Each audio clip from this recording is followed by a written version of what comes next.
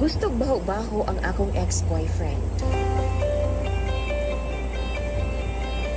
Itago na lang ko sa pangalang Lorna. Goal kaayo ko karon na DJ Sam kay gibulagan ko sa akong uyab nga si Jimboy. 9 months na mi ni Jimboy ug open na mi sa ana-ana. Ganahan kaayo si Jimboy mo kit-kit sa akong simod sa iling DJ Sam. Kanang wa gyud limpyo-limpyo. Kanang bao-bao pagbulad. Mura pag naiuna sa ginamos. Gani, gusto niya kanang naadyo'y amoy gidaw. Gusto niya, dili manghugas kay original nga baho gyud ang iyang gusto. Mura siya og janitor fish DJ Sam. Siya ang naga-general cleaning sa ako ang private part kumbaga during sa amo ang loving-loving. One time, 3 days nga naa siya sa business trip.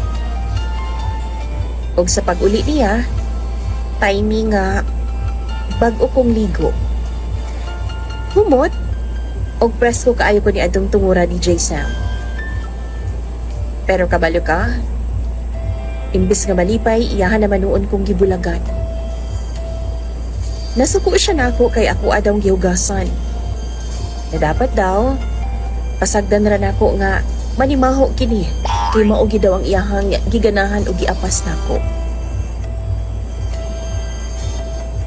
Why baho?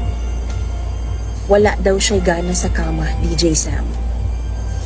Og tungod ni adto, gibiyaan ko niya.